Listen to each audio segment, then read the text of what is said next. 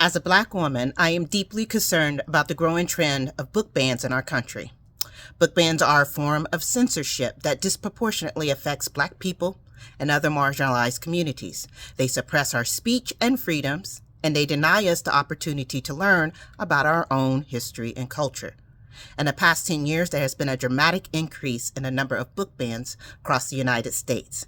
In 2013, the American Library Association reported 275 challenges to library, school, and university materials.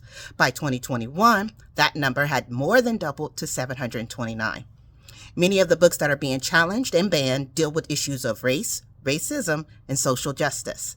These books are often written by Black authors and tell stories about the Black experience.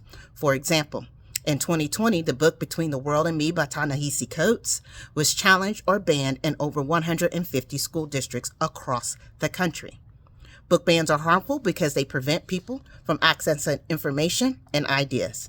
They also send a message that certain books and stories are not welcome or valued.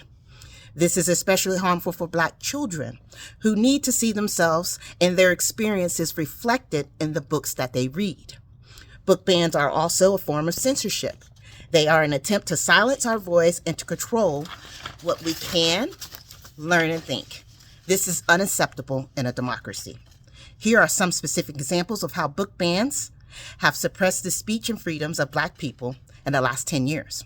In 2014, the book All Boys Aren't Blue by George M. Johnson was banned in a school district in Texas because it contains LGBTQ+ content. In 2017, the book The Hate You Give by Angie Thomas was banned in a school district in Mississippi because it deals with police brutality and racism.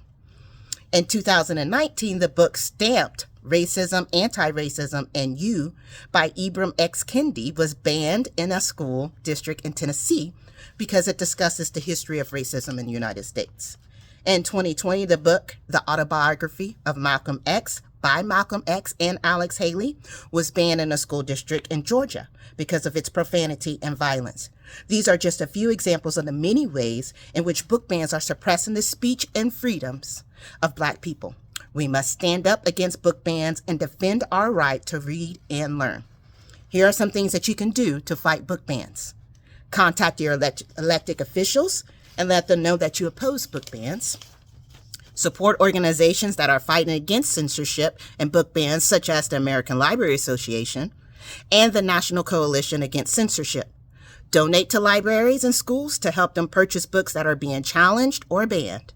Read books that are being challenged or banned and share them with others. Talk to your children about the importance of reading and learning about different cultures. Together, we can protect our right to read and learn, and we can ensure that all people have access to the information and ideas they need to thrive.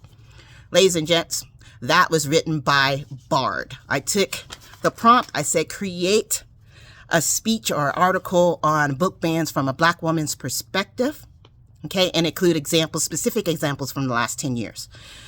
Bard did okay.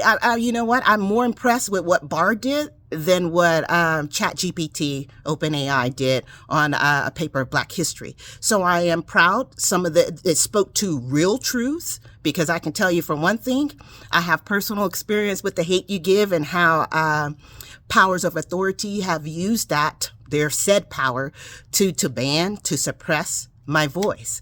So I am kind of touched that they were able to bring that. This is, of course, AI. They actually did do some more homework than some of the other AI generated responses. So bravo to Bard for actually creating something that this Black woman agrees with. I wish most of the politicians would just enter in something as simple. You know, there's a show that's called Am I the A-hole? And people send in responses and they ask.